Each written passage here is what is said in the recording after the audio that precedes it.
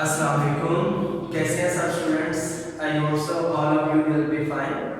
आज हम स्टार्ट कर रहे हैं चैप्टर नंबर 8 9th क्लास का चैप्टर नंबर 8 जिसका नेम है न्यूट्रिशन। सबसे पहले न्यूट्रिशन को डिफाइन करने से पहले मैं आपको न्यूट्रिएंट के बारे में बताऊंगा, क्योंकि न्यूट्रिशन के लिए न्यूट्रिएंट बेसिक रिक्वायरमेंट होती है। न्यूट्रिएंट क्या है? जैसा कि मैंने डेफिनेशन इधर लिखी हुई है, nutrient are food are any substance that supply the body with elements needed for metabolism। जो आपको वो एलिमेंट्स प्रोवाइड करते हैं जो आपके मेटाबॉलिज्म के लिए लाजमी चाहिए हो, उसे हम क्या कहते हैं?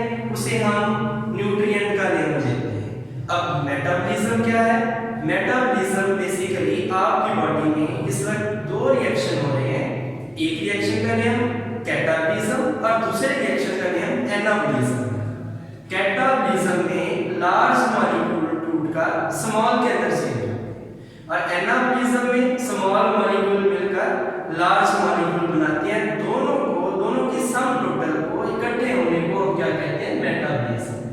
यानी न्यूट्रिएंट वो एलिमेंट है जो आपको मेटाबॉलिज्म के लिए चाहिए होता है, जो आपकी बॉडी को एनर्जी देता है, उसको हम न्यूट्रिएंट का नेम देते हैं। वो न्यूट्रिएंट क्या हो सकता है? कार्बोहाइड्रेट्स हो सकते हैं, प्रोटीन्स हो सकते हैं, लिपिड्स हो सकते हैं, या ऐसे कोई भी कंपाउंड जो आपको एनर्जी देते हैं उसे हम क्या कहते हैं? न्यूट्रिएंट का नेम देते हैं। न्यूट्रिएंट के बाद सेकंड डेफिनेशन मैंने लिखी हुई है न्यूट्रिशन। अब न्यूट्रिएंट होगा डेफिनेटली, तो आपकी बॉडी के अंदर न्यूट्रिशन भी होगी। न्यूट्रिशन हम किसे कहते हैं? It is sum total of all the processes involved in taking utilization of elements by which growth, repair and maintenance activities are accomplished। इसका मतलब ये हुआ कि आपकी सम टोटल जितने भी न्यूट्रिएंट आपने लिए हैं उनका मजमूआ, उनसे हासिल होने वाली एनर्जी, जो एनर्जी आपकी बॉडी के अंदर ग्रोथ के लिए चाहिए होती है, जो एनर्जी आपकी बॉडी को किसी भी सब्सटेंस को रिपेयर करने के लिए चाहिए होती है, किसी भी बॉडी ऑर्गन को रिपेयर करने के लिए चाहिए होती है, या फिर आपकी बॉडी की एक्टिविटीज को मेंटेन करने के लिए, बरकरार रखने के लिए चाहिए होती है, उसे हम क्या कहते हैं? न्यूट्रिशन कहते हैं। एक वर्ड मैंने न्यूट्रिएंट बोला, एक वर्ड मैंने न्यूट्रिशन बोला। न्यूट्रिएंट क्या था? सब्सटेंस था, कंपाउंड था, जो आपकी बॉडी को मेटाबॉलिज्म के लिए चाहिए था। न्यूट्रिशन क्या है? उस सब्सटेंस से हासिल होने वाली एनर्जी जो आपको ग्रोथ के लिए चाहिए, ग्रोथ जो आपके साइज में इंक्रीज करने के लिए चाहिए, जो एनर्जी आपको किस पर्पस के लिए चाहिए? मेंटेनेंस एक्टिविटीज के लिए चाहिए, उसे हम क्या कहते हैं? न्यूट्रिशन का नेम देते हैं। ये तो था एक ओवरव्यू कि न्यूट्रिशन क्या होती है। बेसिक आपका जो एएलपी के अंदर सिलेबस दिया गया है वो बेसिकली स्टार्ट हो रहा है हमारे पास कंपोनेंट ऑफ ह्यूमन फूड, कि हमारी फूड के कौन-कौन से कंपोनेंट है, कौन-कौन से हिस्सा है। आपको पता है जब हम फूड को फूड की सारी चीजों को देखते हैं तो हर एक ऑर्गेनिज्म के लिए बेसिक रिक्वायरमेंट उसकी फूड होती है। आपको फूड लाजमी चाहिए होती है। फूड ने आपको एनर्जी देनी है in the form of ATP. आपको एनर्जी मिलती है फूड से, उसी एटीपी को यूज करके, मैं बोल रहा हूँ एटीपी की वजह से बोल रहा हूँ, आप सांस लेते हैं, ब्रीदिंग करते हैं, वो भी एटीपी की वजह से होती है। ठीक है, अब कंपोनेंट ऑफ फूड के अंदर हम डिस्कस करेंगे बेसिकली कि हमारी फूड के हिस्सा कौन-कौन से हैं। जितने भी ऑर्गेनिज्म है, प्लांट्स को भी फूड चाहिए, हम हेटेरोट्रॉफ है, हम प्लांट से फूड ले रहे हैं, हमारे पास बहुत सारे वेज हैं वो फूड कलेक्ट करने के। फंजाई है, वो भी एक किस्म की सैप्रोफाइटिक है, वो भी फूड बनी बनाई रहती है, अपनी फूड खुद मैन्युफैक्चर नहीं करती। सो जो हमारा फूड का सिस्टम है प्लांट से डिफरेंट है। प्लांट तो अपनी फूड खुद बना रहे हैं, लेकिन जो ह्यूमन है या हेटेरोट्रॉफ्स हैं वो अपनी फूड खुद मैन्युफैक्चर नहीं करते। उन्हें फूड को दूसरे ऑर्गेनिज्म से गेन करना पड़ता है, प्लांट से गेन करना पड़ता है। एलजी फूड बना रही है, that is also source of food, वो भी एक आपके लिए प्राप्त का जरिया है। अगर अब हम ह्यूमन फूड को देखें तो हमारी जो रिक्वायरमेंट है वो बड़ी कॉम्प्लेक्स होती है। कॉम्प्लेक्स का मतलब पेचीदा, हमारी रिक्वायरमेंट कॉम्प्लेक्स है।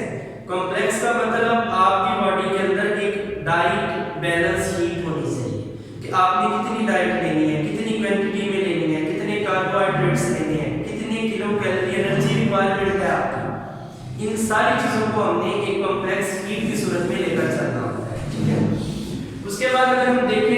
हमारी जो बेसिक रिक्वायरमेंट है वो कार्बोहाइड्रेट्स है, प्रोटीन्स है, लिपिड्स है, मिनरल्स है, विटामिन्स है, वाटर एक एसेंशियल कंपोनेंट है आपकी फूड का। कैसे एसेंशियल है? कोई भी एक्टिविटी होती है उसके लिए आपको पानी चाहिए, because all the enzyme work in aqueous media, पानी की मौजूदगी में काम करेंगे। अगर पानी नहीं है तो एंजाइमेटिक एक्टिविटी स्टॉप हो जाएगी, एंजाइम काम नहीं करेंगे, फूड से एनर्जी हमें एटीपी की सूरत में कभी भी नहीं मिलेगी। सो स्टार्ट करते हैं हम कार्बोहाइड्रेट्स। कार्बोहाइड्रेट्स कहते किसे हैं? जैसा कि आपको वर्ड इंडिकेट कर रहा है, कार्बोहाइड्रेट्स का मतलब होता है कार्बन और हाइड्रोजन। कार्बन और हाइड्रोजन ये लैटिन लैंग्वेज के वर्ड से निकला है, जिसका बेसिक मीन था, लिटरली मीन था हाइड्रेटेड कार्बन्स। दैट्स मीन आपकी बॉडी के अंदर कार्बन भी हो और हाइड्रोजन भी, उसे हम हाइड्रेटेड कार्बन्स का नेम देते हैं। जब इसको हम देखते हैं कि आपकी बॉडी के अंदर बेसिक एनर्जी रिजर्व है, यानी हमारे पास जो मेजर एनर्जी आ रही है वो किससे आ रही है? Carbohydrates. These are the most abundant compound, दुनिया के अंदर बहुत ज्यादा पाए जाते हैं, हर एक चीज के अंदर ऑलमोस्ट कार्बोहाइड्रेट्स। इवन आप चिली देखें, कार्बोहाइड्रेट का मतलब यही नहीं कि सारे मीठे होते हैं, all of them are sweet in taste, no, some of them are sweet in taste, some are less sweet in taste, some are tasteless, कुछ का टेस्ट नहीं भी होता। अब आप चिली को देख लें, मिर्च को देख लें, उसके अंदर भी कार्बोहाइड्रेट्स होते हैं। ये बेसिक एनर्जी रिजर्व है हमारी बॉडी के लिए, हमारी बॉडी को एनर्जी प्रोवाइड करते हैं। फिर आपकी बॉडी का 2/3 हिस्सा, 2/3 पोर्शन कहां से आता है एनर्जी का? वो कार्बोहाइड्रेट से। यानी अगर मैं कहूं टोटल बॉडी को 3 हिस्सों में आपने डिवाइड किया हुआ एनर्जी रिक्वायरमेंट के हवाले से, तो 2 हिस्से कौन दे रहा है आपको? कार्बोहाइड्रेट से, आपको शुगर से। फिर मेजर जो कार्बोहाइड्रेट है आपकी बॉडी के अंदर वो ग्लूकोज है। मेन जो कार्बोहाइड्रेट है, major carbohydrate of your body is glucose. Glucose is most abundant compound, it is present in the fruits, figs, बहुत सारी चीजों के अंदर ग्लूकोज मौजूद है, ये एनर्जी रिजर्व है। ठीक है, आपकी बॉडी के अंदर भी ग्लूकोज है, ग्लूकोज के बॉन्ड टूटते हैं तो हमें एटीपी की सूरत में एनर्जी मिलती है। फिर हम देखते हैं दूसरे कार्बोहाइड्रेट्स आपके पास कौन से हैं? सक्रोज है, लैक्टोज है, लैक्टोज मिल्क के अंदर मौजूद है, lactose is milk sugar.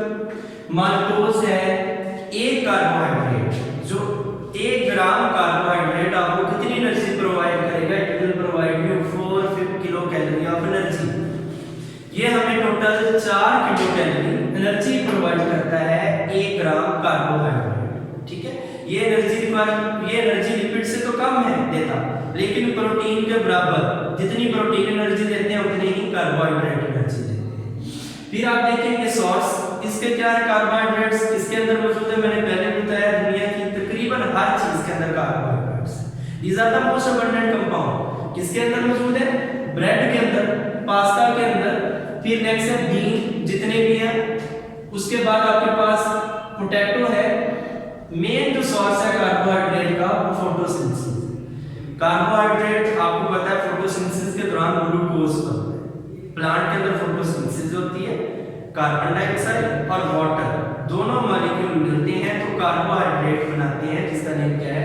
Glucose. इसके अंदर जो हाइड्रोजन और ऑक्सीजन की रेशो है, ये रेशो वही है जो कि किसके अंदर होती है? पानी के अंदर होती है, यानी 2 हाइड्रोजन और 1 किसका एटम? ऑक्सीजन। इधर आप देखें H2O सेम रेशियो ही दे रहे हैं। अब मैंने ग्लूकोज का फॉर्मूला लिखा है C6H12O6। अगर इसके अंदर आप हाइड्रोजन और ऑक्सीजन की रेशियो देखें तो 2:1 ही आएगी। दैट्स मीन जो ग्लूकोज है, ये कार्बोहाइड्रेट्स हैं, उनके अंदर हाइड्रोजन और ऑक्सीजन की रेशियो वही होती है जो रेशियो किसके अंदर होती है? जो रेशियो पानी के अंदर होती है। उसके बाद हम चलते हैं नेक्स्ट ह्यूमन फूड का जो कंपोनेंट है वो बेसिकली हमारे पास लिपिड्स होते हैं। लिपिड्स किन्हें कहा जाता है? ये बेसिकली आपके फूड का कंपोनेंट है। ये हेट्रोजीनियस कंपाउंड होते हैं। हेट्रोजीनियस का मतलब मुख्तलिफ। These are heterogeneous group of compound related to fatty acids, जो किसके मिलने से बनते हैं? Fatty acid. Fatty acid component होता है। Fatty acid is the component of lipid. अब फैटी एसिड खुद किस चीज से मिलकर बना हुआ है या क्या चीज बनाता है? फैटी एसिड बेसिकली फैट्स बनाता है। फैट्स कहा जाता है चिकनाई। मैंने आपको बताया लिपिड्स फैटी एसिड के मिलने से बने, फैटी एसिड्स मिलकर फैट या फिर लिपिड्स बनाते हैं, ठीक है। अब हम देखते हैं लिपिड किन दो चीजों के मिलने से बनते हैं, फैटी एसिड्स और ग्लिसरॉल, दोनों चीजें मिलेंगी तो आपके पास क्या आ जाएंगे, लिपिड्स आ जाएंगे। अब आप देखें जो ग्लिसरॉल है वो 3 कार्बन अल्कोहल, 3 कार्बन वाली अल्कोहल को हम क्या कहते हैं, ग्लिसरॉल का नेम देते हैं। फैटी एसिड की टाइप आपके पास कितनी है, फैटी एसिड की बेसिकली जो आपके पास टाइप्स है वो 2 टाइप है, सैचुरेटेड फैटी एसिड और दूसरे अनसैचुरेटेड फैटी एसिड। एक एनिमल फैट्स है और दूसरे प्लांट्स फैट है। सबसे पहले हम एनिमल फैट्स को देखते हैं। एनिमल फैट्स दोनों के डिफरेंस मैंने ये सेपरेट लिखे हुए हैं। जो एनिमल फैट्स हैं जिसे आप सैचुरेटेड फैटी एसिड कहते हैं, all carbon have hydrogen bond, इनके अंदर जितने भी कार्बन होंगे सबके पास हाइड्रोजन बॉन्ड मौजूद होगा और इनके पास चांदे कार्बन के पास हाइड्रोजन बॉन्ड मौजूद है। दैट्स मीन अब एक साइड को याद रख ले, दूसरी उसके ऑपोजिट है, दूसरी ऑटोमेटिकली आपको याद हो जाएगी। फिर ये हमेशा रूम टेंपरेचर पर सॉलिड होते हैं। आप घी को देख लें, इसकी एग्जांपल घी है, एनिमल फैट, एनिमल की चर्बी से हासिल होता है, उसे रूम टेंपरेचर पर देखें आपको जमा हुआ नजर आएगा, क्रिस्टल्स बने हुए नजर आएंगे। It will be solid at room temperature and unsaturated fatty acid are liquid at room temperature. कभी भी कुकिंग ऑयल को देख लें, वो जल्दी जमता नहीं है, आपको लिक्विड फॉर्म में ही नजर आएगा।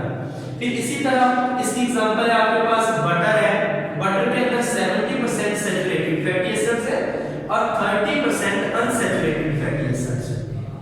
और आपके पास इसकी एग्जांपल है सनफ्लावर, सनफ्लावर के अंदर जो सूरजमुखी का तेल कह लें या ऑयल कह लें, उसे आप सनफ्लावर कहते हैं, प्लांट्स फैट है। उसके अंदर 75% अनसैचुरेटेड है और 25% कौन से सैचुरेटेड फैटी एसिड्स होते हैं। ये दोनों का डिफरेंस मैंने लिख दिया है, एक प्लांट से हासिल होते हैं और दूसरे किससे हासिल होते हैं, एनिमल से हासिल होते हैं, ठीक है। हाँ जी, अब हम देखते हैं लिपिड्स के फंक्शन को कि हमारी बॉडी के अंदर लिपिड्स के फंक्शंस क्या होते हैं। सबसे पहला अगर आप लिपिड का फंक्शन देखें तो ये हमारे सेल की मेम्ब्रेन बनाते हैं। लिपिड्स हमारे सेल की मेम्ब्रेन बनाते हैं, जिसे आप सेल मेम्ब्रेन भी कहते हैं, जिसे आप सेमी परमिएबल मेम्ब्रेन भी कहते हैं, जिसे आप सिलेक्टिवली परमिएबल मेम्ब्रेन भी कहते हैं। वो कौन बना रहा है, वो हमारे सेल के अंदर लिपिड्स बनाते हैं और साथ प्रोटीन्स भी बनाते हैं। फिर आप देखें न्यूरॉन, जिन्होंने मैसेज को कंडक्ट करना है, न्यूरॉन की सेल मेम्ब्रेन भी कौन बनाते हैं, लिपिड्स ही बनाते हैं, ठीक है। फिर नेक्स्ट हार्मोन, हार्मोन भी बहुत सारे ऐसे होते हैं जो लिपिड्स नेचर के होते हैं, जैसा कि आपके पास स्टीरॉयड हार्मोन है, टेस्टोस्टेरोन हार्मोन है, वो किस नेचर के होते हैं, लिपिड्स नेचर के होते हैं। क्योंकि लिपिड पानी में हल नहीं होते, ये सेल मेम्ब्रेन इसलिए बनाते हैं, lipid are insoluble in water, ये पानी में ना हल इसलिए होते हैं। फिर अगर हम लिपिड ये देखें कि लिपिड हमें एनर्जी कितनी देते हैं, अगर 1 ग्राम आप लिपिड को देखें तो ये आपको 9 किलो कैलोरी एनर्जी देते हैं। ओवरऑल तकरीबन ये कह लें कि 2.25% या 2% डबल अमाउंट कार्बोहाइड्रेट की निस्बत 2.25% में क्या करता, ये कहना था कि डबल अमाउंट में एनर्जी, कार्बोहाइड्रेट की निस्बत लिपिड्स आपको डबल अमाउंट में एनर्जी देते हैं। कैसे डबल अमाउंट में एनर्जी देते हैं, आप देखें इनके पास कार्बन और हाइड्रोजन का प्रोपोर्शन ज्यादा होता है और ऑक्सीजन का प्रोपोर्शन लो होता है। ऑक्सीजन का तनासब इनके पास कम है, कार्बन और हाइड्रोजन का तनासब ज्यादा है, जिसकी वजह से ये डबल अमाउंट में एनर्जी देते हैं किसी भी कार्बोहाइड्रेट की निस्बत। अब इसके सोर्सेज कौन से हैं, लिपिड्स आप गेन कहां से करते हैं, आपके पास मिल्क है, मिल्क की जो ऊपर बलाई आती है वो सारे के सारे लिपिड्स ही होते हैं। Milk is very good source of lipids, lipid आपकी बॉडी को एनर्जी देते हैं। फिर बटर है जिसे आप मक्खन कहते हैं, आपके पास चीज है जिसे आप पनीर कहते हैं, वो भी सारा लिपिड्स होते हैं, उसमें भी बहुत सारे लिपिड्स मौजूद हैं। मटन है, गोश्त है। फिर आपके पास फिश आ गई, फिश तो अनसैचुरेटेड फैटी एसिड देती है ना, फिश तो आपके लिए बहुत अच्छा सोर्स है लिपिड्स का, क्योंकि ये हमें अनसैचुरेटेड फैटी एसिड्स देती हैं। फिश के इतने ज्यादा नुकसान नहीं हैं, इसके बेनिफिट्स ज्यादा हैं। अनसैचुरेटेड फैटी एसिड हमारी हेल्थ के लिए बहुत बेनिफिशियल होता है। फिर आपके पास ड्राई फ्रूट जितना भी है वो सारे का सारा आपको क्या प्रोवाइड कर रहा है, वो लिपिड्स आपको दे रहे हैं। और कोकोनट है, ये था हमारे पास लिपिड्स कि लिपिड के सोर्सेज मैंने आपको बताया, लिपिड्स की एनर्जी बताई कि लिपिड्स आपको एनर्जी कितनी दे रहे हैं, ये सारी चीजें मैंने इस टॉपिक के अंदर आपको बताई। अब ह्यूमन जो फूड का नेक्स्ट कंपोनेंट है वो हमारे पास आ गए प्रोटीन्स। हम प्रोटीन्स को देखते हैं। जो प्रोटीन्स होते हैं ये भी एनर्जी का बहुत अच्छा सोर्स है। अमाइनो एसिड हमारी बॉडी में मौजूद हैं, जब वो मिलते हैं तो वो क्या बनाते हैं, प्रोटीन्स बनाते हैं। The amino acid joins to form protein, या ये कह रहे हैं polymers of amino acid is called protein. Amino acid के मिलने से प्रोटीन बनती है। दुनिया के अंदर अमाइनो एसिड की टोटल टाइप्स कितनी हैं? 170 टाइप्स दुनिया के अंदर अमाइनो एसिड्स की हैं। अगर ह्यूमन बॉडी को देखा जाए, हमारी बॉडी को देखा जाए तो 20 किस्म के अमाइनो एसिड हैं। हमारी बॉडी में किस्म 20 है अमाइनो एसिड की, लेकिन उसका जो नंबर है वो अनलिमिटेड है, नंबर वेरिएबल है। एक प्रोटीन के अंदर कई हजार तक अमाइनो एसिड्स हो सकते हैं, यानी नंबर वेरिएबल है, चेंजेबल है, लेकिन टाइप्स कितनी है आपके पास? 20 होती है, ठीक है। अच्छा, उसके अलावा जो प्रोटीन्स हैं वो किसका कंपोनेंट है? साइटोप्लाज्म का कंपोनेंट है। प्रोटीन मेम्ब्रेन बना रहे हैं, हमारे जितनी भी सेल मेम्ब्रेन है, जिसे मैंने लिपिड्स बताए थे, वो भी सेल मेम्ब्रेन बना रहे हैं, प्रोटीन भी, दोनों मिलकर सेल मेम्ब्रेन बना रहे हैं। फिर ऑर्गेनेली जो सब सेलुलर पार्टिकल्स होते हैं, सब सेलुलर स्ट्रक्चर्स होते हैं, उन्हें हम क्या कहते हैं? ऑर्गेनेलीज। ऑर्गेनेलीज के अंदर भी क्या चीज मौजूद होती है? प्रोटीन मौजूद है। मसल है, मसल के अंदर भी प्रोटीन है। कौन सी? दो प्रोटीन मेजर है, एक का नाम एक्टिन, दूसरे का नाम myosin. Actin and myosin are present inside your muscle. ये हमारे मसल को कॉन्ट्रैक्ट रिलैक्स, जैसे ये मसल है इसको मैं कॉन्ट्रैक्ट रिलैक्स कर रहा हूं, इसके अंदर बेसिक ये सारा काम कौन करवा रही है? प्रोटीन ही करवा रही है, एक्टिन और मायोसिन। लिगामेंट, लिगामेंट एक हड्डी को दूसरी हड्डी के साथ मिलाती है, दे कनेक्ट बॉन विद बॉन, उसके अंदर भी प्रोटीन्स होते हैं। फिर टेंडन्स है, टेंडन बॉन्ड टू मसल मिला रही है, इसके अंदर भी क्या चीज मौजूद है? इसके अंदर भी सारे के सारे प्रोटीन्स पड़े हुए हैं। फिर प्रोटीन आपको ग्रोथ के लिए चाहिए। ग्रोथ का मतलब होता है इंक्रीज इन साइज। हमारे यहाँ जो साइज में इंक्रीज हो रहा है, हाइट में इंक्रीज हो रहा है, हार्मोनल चेंज आ रहे हैं, उनके लिए भी हमें क्या चीज चाहिए होती है? उनके लिए भी प्रोटीन्स चाहिए होती है। फिर एंजाइम, एंजाइम किसी भी केमिकल रिएक्शन को स्पीड अप करते हैं और खुद उस रिएक्शन में इस्तेमाल नहीं होते। जितने भी एंजाइम है वो प्रोटीन नेचर के होते हैं। Majority of enzyme are protein in nature, protein nature के एंजाइम होते हैं, और एंजाइम का काम केमिकल रिएक्शन को स्पीड अप करना है और खुद उस रिएक्शन में इस्तेमाल नहीं होता। उसके बाद आपको प्रोटीन एनर्जी कितने देते हैं? 1 ग्राम प्रोटीन आपको 4 किलो कैलोरी एनर्जी देगा। 1 ग्राम प्रोटीन आपको 4 किलो कैलोरी एनर्जी प्रोवाइड कर रहा है। दैट्स मीन ये एनर्जी का लेवल कार्बोहाइड्रेट जितना है, जबकि लिपिड से कम है। लिपिड डबल अमाउंट में एनर्जी दे रहे हैं, 9 किलो कैलोरी, और ये आपको एनर्जी कितनी दे रहे हैं? 4 किलो कैलोरी एनर्जी प्रोवाइड कर रहे हैं।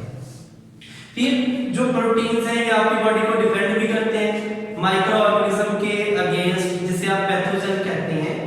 जो भी आपकी बॉडी पर फॉरेन पार्टिकल अटैक कर रहा है, बैक्टीरिया, वायरस या कोई भी पार्टिकल अटैक कर रहा है, उस केस में एंटीबॉडीज को स्टिमुलेट करने के लिए आपको प्रोटीन चाहिए, यानी एंटीबॉडीज को एक्टिव करने के लिए, ताकि वो उस जर्म्स को मारे। आप क्या चाहिए होते हैं? आपको प्रोटीन चाहिए होती है। उन्हें हम क्या कहते हैं? जो जर्म्स को मारते हैं हमारी बॉडी के अंदर स्पेशलाइज्ड सेल, उन्हें एंटीबॉडीज कहते हैं। Antibodies are also protein in nature, antibody भी प्रोटीन्स होती है। फिर मैंने प्रोटीन के सोर्सेज लिखे कि प्रोटीन का सोर्स कौन कौन सा होता है। मैंने लिखा meat, meat is very good source of protein. Meat के अंदर दोनों चीजें हैं, मीट के अंदर लिपिड्स भी हैं और मीट के अंदर प्रोटीन्स भी हैं। कार्बोहाइड्रेट तो है, हर चीज के अंदर कार्बोहाइड्रेट्स होते हैं। फिर पल्सेस, दालें जितनी भी पी है, चना है, या दालों, जितनी भी कैटेगरीज दालों की आ रही है, उन सब के अंदर क्या मौजूद होते हैं? उन सब के अंदर प्रोटीन्स मौजूद होते हैं। एग, एग के अंदर एल्ब्यूमिन प्रोटीन है। एग की स्पैथी, अंडे की स्पैथी, व्हाइटिश पोर्शन, सारे का सारा एल्ब्यूमिन प्रोटीन है। अंडे के अंदर 90% ऑलमोस्ट प्रोटीन होती है, एल्ब्यूमिन प्रोटीन होती है। अंडा भी प्रोटीन का सोर्स है। फिर ग्रेन्स मैंने लिखा है, फिर मैंने लेग्यूम लिखा है, फिर मैंने मिल्क लिखा है। लेग्यूम का मतलब होता है फलीदार, जितनी भी आपके पास फलीदार सब्जियां आ जाती हैं, फलीदार पौधे आ जाते हैं, वो प्रोटीन का बड़ा अच्छा सोर्स होता है। मिल्क, मिल्क जो है इसके अंदर लिपिड्स भी होते हैं, कार्बोहाइड्रेट भी मैंने बताया था, लैक्टोज, और इसके अंदर प्रोटीन भी प्रोटीन होती है साइजन प्रोटीन। जो मिल्क की प्रोटीन है उसे हम साइजन का नाम देते हैं। Casein is the milk protein. Milk के अंदर भी प्रोटीन है। उसके बाद लास्ट पर आपके पास आ गई चीज। चीज भी प्रोटीन का सोर्स है, जिसे आप पनीर कहते हैं। ये था आज का हमारा लेक्चर जो कि हमने कंप्लीट किया कंपोनेंट ऑफ ह्यूमंस फूड के। हमारी फूड का कौन कौन से कंपोनेंट होते हैं। आई होप सो आपको इस लेक्चर की समझ आई होगी। बाकी कोई भी क्वेश्चन हो, कोई भी क्वेरी हो तो आप मुझसे कर सकते हैं।